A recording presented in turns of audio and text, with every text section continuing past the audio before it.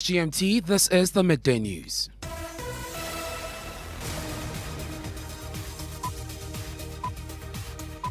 This bulletin is live on Joy99.7 FM in Accra. We're also live on Love 99.5 FM in Kumasi. We're streaming live on Facebook and over 30 affiliates across Ghana's 16 regions, including Laura FM in Laura, A1 Radio in Bolgatanga, Sky FM in Sunyani, and Victory FM in Aplao. We're also digital on Spotify and My Joy online app.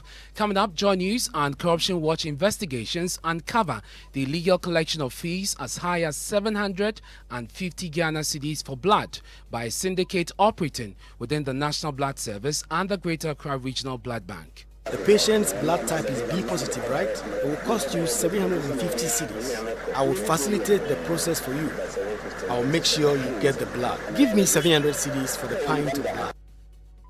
We'll hear from patients sharing stories of agony following this illegal practice, as well as the National Blood Service, which is asking patients to demand receipt and report miscreants. Something that's happening in all the hospitals around with all these cartels. People should ask for receipt when they have been provided service at the blood banks. Also in this bulletin, we were not the first people to even head to court. It's the NLC that took us to court. So let's follow the advice of the legal team and then we'll move it from there. No show in classes. Public university lecturers defy court order for the suspension of their nationwide strike, which is now in its 6th week. We'll hear from UTAG and also take you to the university campuses across the country where students are divided on the decision of their teachers and bring you the response of the Education Ministry. Also here on the Midday News, Bono Regional Chairman of the governing NPP, Kwame Bafo, pleads not guilty to the charge of publishing false news as he's granted a bail of 100,000 cedis. All our communication should be devoid of any comment that would incite the public or that will cause any public mayhem. Details from the court plus a response from the NPP. Also, minority in parliament demand the immediate suspension of what they describe as a clandestine hikes in electricity tariffs. It means that the losses increased by 267% in 1 year. We'll hear from them as they threaten to haul the PRC and the sector minister before the House. Also in sports. Committee set up by Parliament to investigate Black Stars' poor showing at AFCON 2021 has begun sitting. We hear from ranking member on Parliamentary Select Committee on Sports and Culture, Kobana Mensah Buyome, in 20 minutes. And later in the bulletin, we go to church with the deaf. They're hearing people, they are preaching, you don't hear anything. I feel that here is the place I can be and prepare myself. That's why I'm here.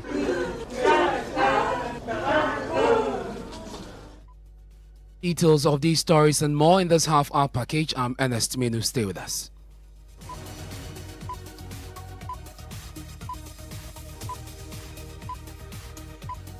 Thanks for choosing us. This is your home of independent, fearless and credible journalism. Now, a Joy News and Corruption Watch investigation has revealed that as much as 750 Ghana cedis is Ghana cedis. This illegal collection of the small in the following report by Joy News' Kwete Nate and Corruption Watch's Francisca Encho read to you.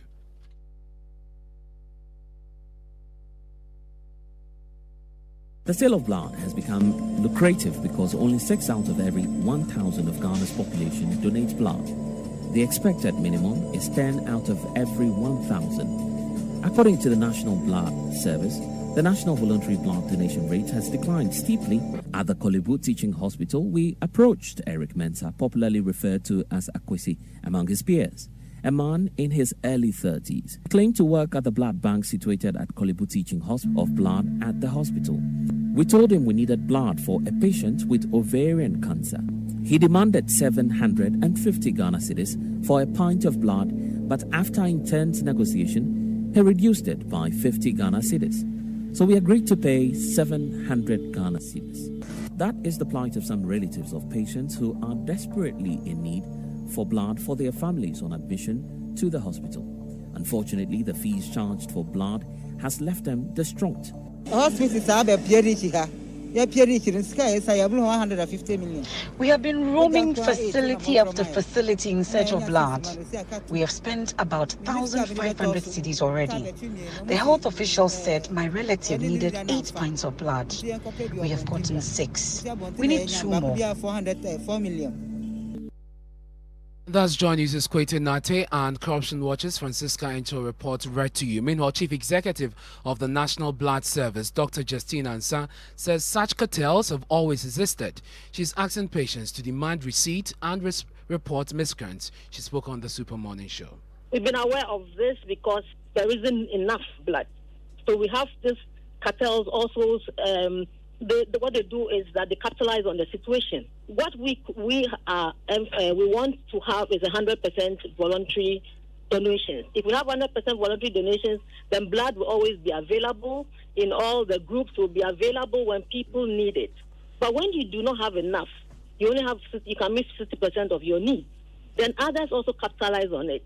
I mean, this is a resource that is under your care, so the responsibility is quite huge on your shoulders. What can be done? What can your organization do to close these loopholes and ensure that unscrupulous people cannot lay their hands on the precious blood that people have donated? I'm happy to say that we put together an interagency committee, and they came out with all the recommendations, because it's something that's happening in all the hospitals around with all these cartels.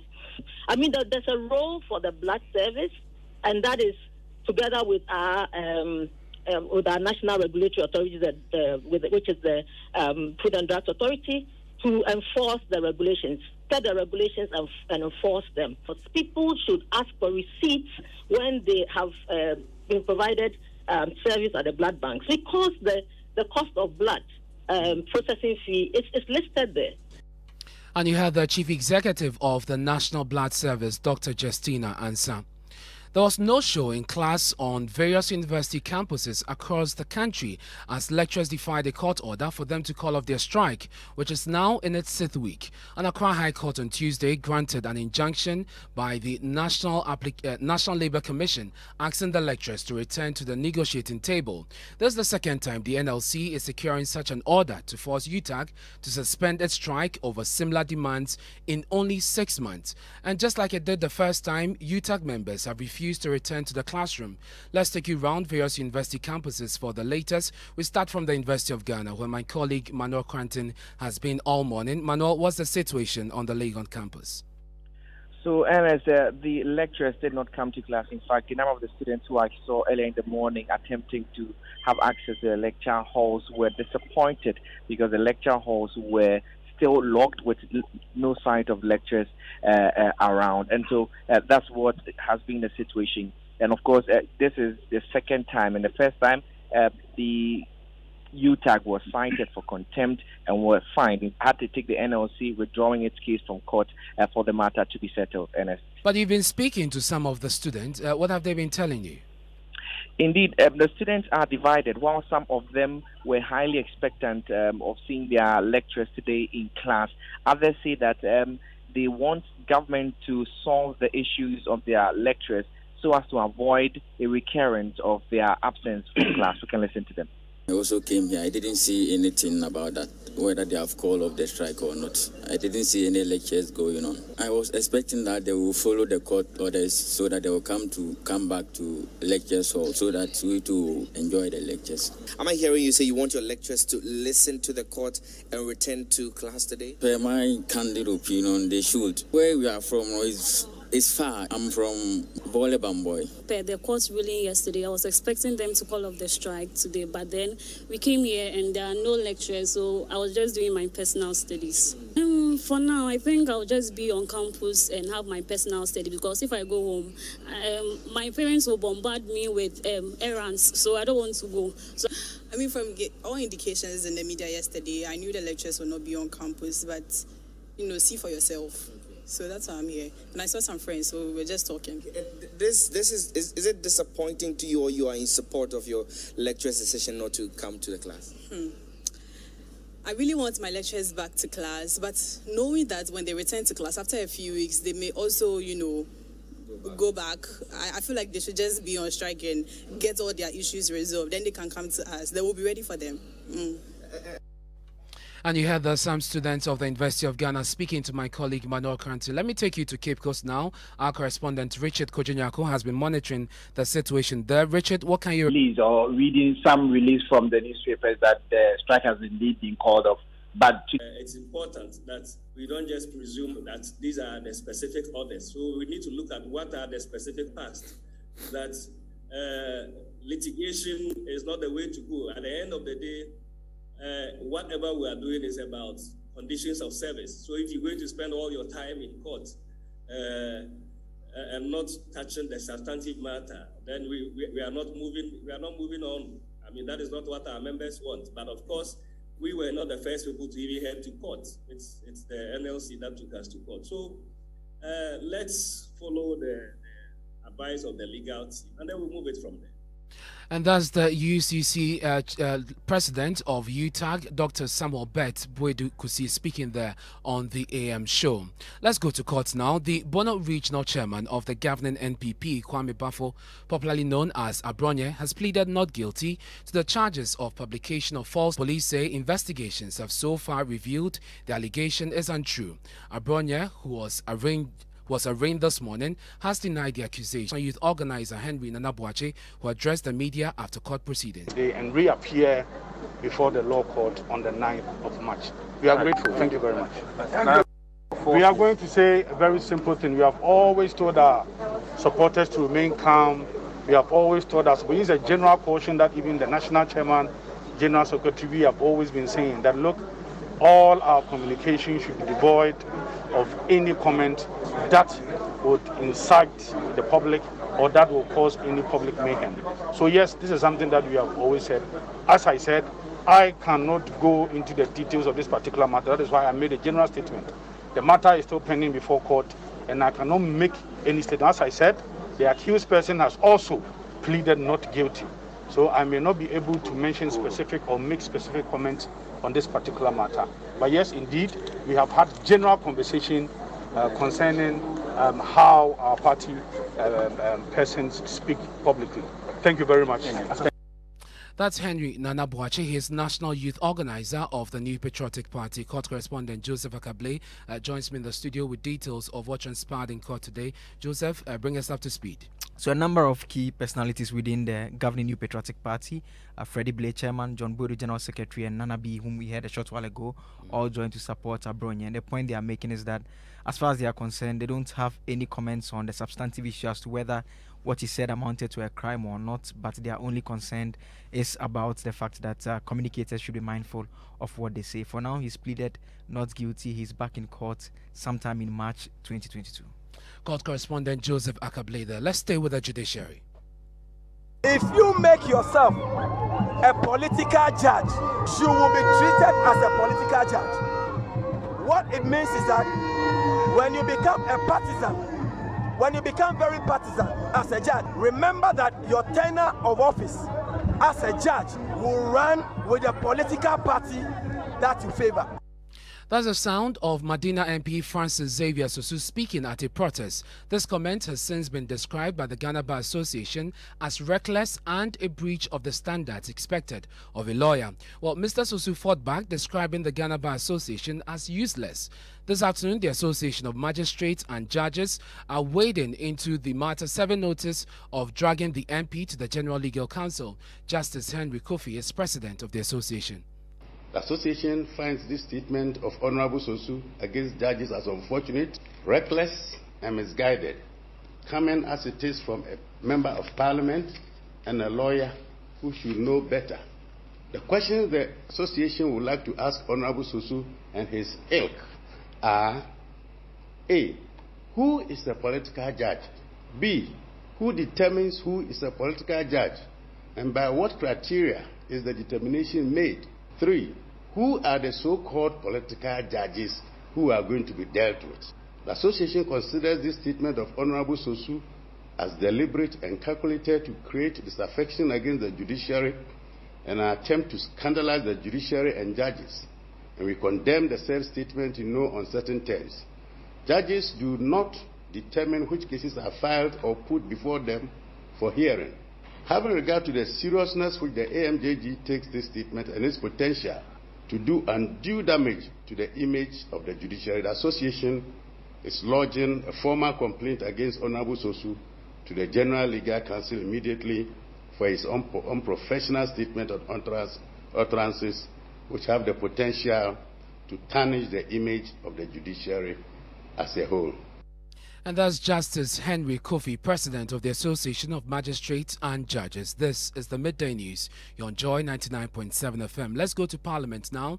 The minority there is demanding the immediate suspension of what they describe as a clandestine hikes in electricity tariffs. Ranking member on the Energy and Mines Committee, Joy99.7FM, observed that the price hikes have been enforced since the beginning of February this year without the knowledge of consumers, a situation he describes as insensitive.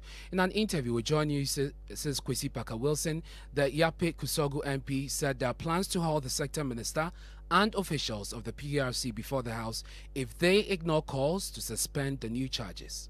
My checks indicate that ECG started implementing some price adjustments with their services and charges. And this came to my attention today. My checks indicate that indeed they are charging some new fees on what they call new service connection charges. These are 10 different line items. By the PRC Act, it's only the PRC that can approve tariffs or fees or charges in relation to supply of electricity and its related services. And when they do that, they are supposed to inform consumers. Right. And so how they can clandestinely increase these service charges without recourse to the general public baffles some of us, is inappropriate, it's unfortunate, and ought not to happen. And so what we are requesting and asking the PRC and the service providers to do is to suspend it. They should suspend They it? should suspend these increments with immediate effect. But- And that we use whatever parliamentary processes that are necessary to ensure that the right thing is done. And that's the Yape Kusogu MP, Joy99.7FM there. Meanwhile, the ECG has announced the interruption of power supply to some consumers in parts of the Greater Accra and Eastern regions today. It explains the interruption is to enable Gridco carry out some emergency maintenance works. Let's go to Parliament now. Correspondent Parker Wilson joins us on the line. Parker, we're told about a process of a vote of censure initiated against the Health Minister, Kwaku Agyeman-Manu. Tell us more. Well, that's correct. Ernest, now, just about a while ago, the Deputy Majority Leader moved a motion for the House to adopt the report constituted to probe the procurement of Sputnik V. So the House adopted the report. We are yet to get a copy of the report, but just about 2 minutes ago, a source sent me the memorandum where all the 137 NDC MPs have signed the motion for vote of censure against the Health Minister, Kwaku Agyeman-Manu. And the reason is quite simple, that signing procurement agreement with a private office of His Highness Sheikh Al Maktoum and SL Global without prior approval of the Board of Public Procurement Authority under Section 104. And so that is one of the reasons. And also undertaking international business as Minister of Health with a private office, again, without approval of Parliament, contrary to Act 181. So these are some of the reasons that the minority today, and I must say that all 137 NDC MPs have signed this document and they are moving the motion against the Health Minister. That's Parliamentary Correspondent Kwesi Parker-Wilson there, and we'll bring you updates in our subsequent bulletins. This is the Midday News here on Joy 99.7 FM. We're taking a break. When we return, we'll bring you sport and take you to church with the deaf. They're hearing people, they are preaching, you don't hear anything. I feel that here is the place I can be and prepare myself. That's why I'm here.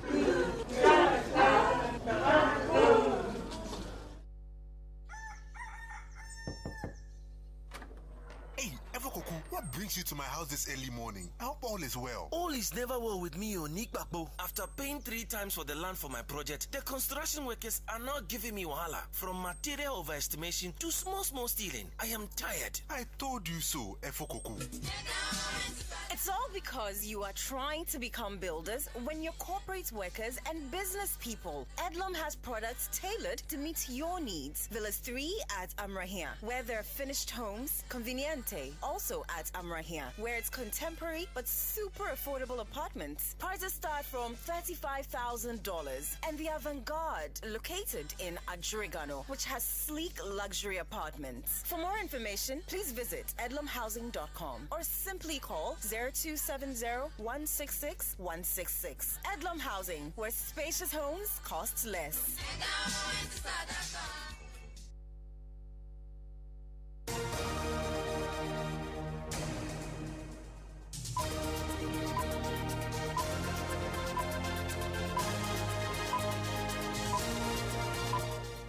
Thanks for staying with us here on the Midday News. Time now for sport, and Muftau is here with the latest. Committee set up by Parliament to investigate Ghana's poor showing at the just ended African Cup of Nations has begun sitting. Ranking member on Parliamentary Select Committee on Sports and Culture, Kobina Mensa Woyomi, has been speaking to Joy Sports. Speaker rightly has requested his committee, particularly the Youth Sports Culture Committee, to go into the matter because it's very important. We need to know what went wrong. Could it be from preparation, or could it be from some technical aspects that probably didn't gel well? Or because if you watch from where we sit individually, the playing body are so endowed with skills. But then as a team and the commitment on the field of play and all that, something really was lagging. And so it is through us asking why and what happened and all that. And I think that is what the speaker wants to know, and I think Ghanaians also want to know.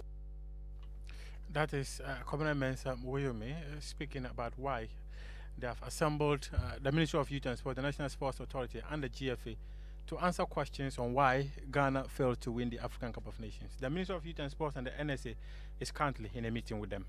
Muftau, thank you very much for bringing us up to speed with what's happening in the world of sports. Now, Ghana is in a race to ensure that all her oil is drilled before 2050. This is because major oil giants are shifting from the production of fossil fuel to renewable energy. BP, Shell, ExxonMobil, Total, and others have announced separate dates to reduce production of fossil fuel and will further not explore in any country between now and the next 25 years. The implication of this is that there will be lack of capital to invest in oil fields. Chief Executive of the Petroleum Commission, Egbert Fable, tells presidential correspondent Elton Brobe Ghana is aware of this development and is working to produce all its reserves. He spoke to him on the sidelines of an ongoing international conference in South America.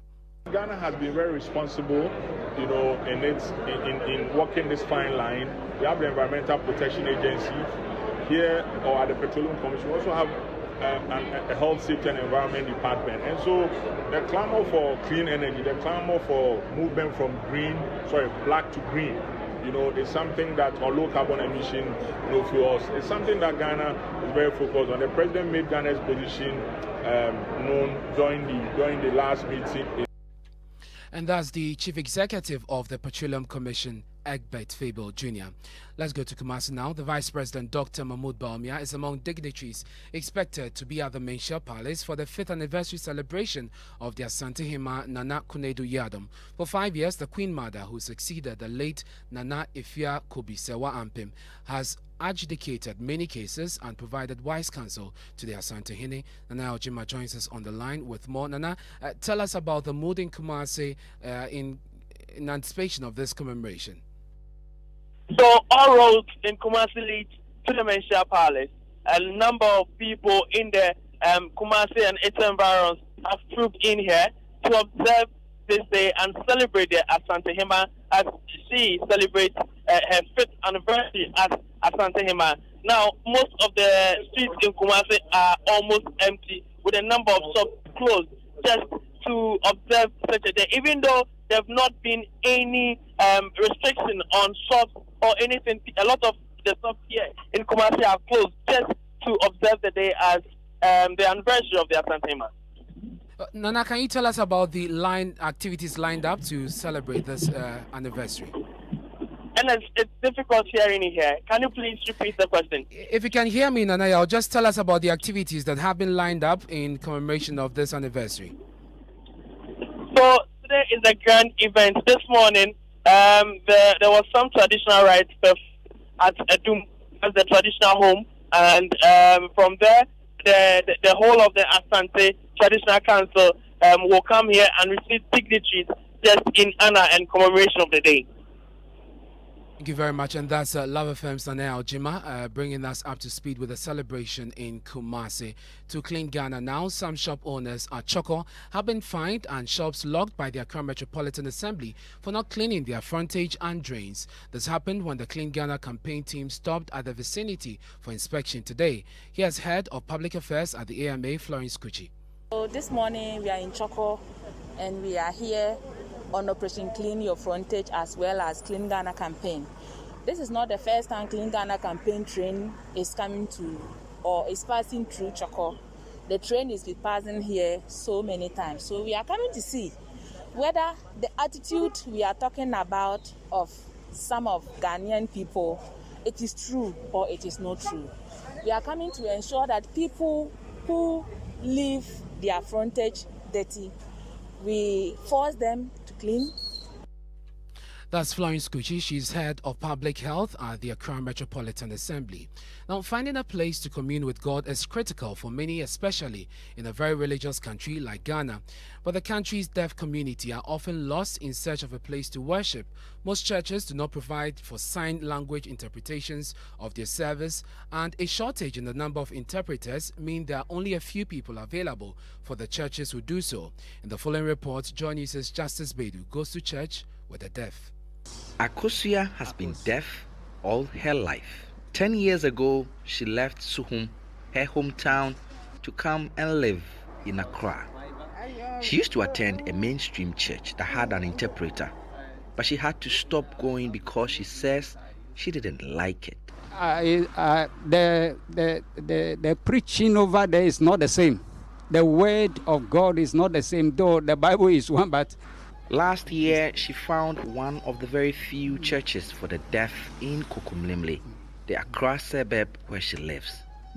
Soon after she joined, the school in which they worshipped threw them out. And now she walks from Kukumlimli to Abosokai, a journey of about 45 minutes, where the church has now moved to. This church is where Akosia worships now. Inside, the congregants, all of them deaf, are busy in worship. I am Kwevi Asiamate Israel. So the Lord has given me the commission to be with the deaf community. We have over 80 people. Because the deaf cannot speak, when they want to pray, they close their eyes, use sign language to say what they want to say, and keep clapping to send their message across. Justice Bedu's report ending the midday news here on Joy 99.7 FM. Our top story this hour: Joy News and Corruption Watch investigations uncover the illegal collection of fees as high as 750 Ghana cedis for blood by a syndicate operating within the National Blood Service and the Greater Accra Regional Blood Bank. This more news when you log on to myjoyonline.com. I'm Ernest Minu.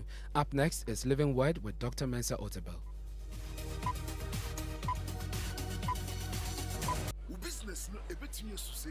So the projections from the first quarter show a higher total gross profit for the fiscal year. Nana, who's not land you? He did a port right here.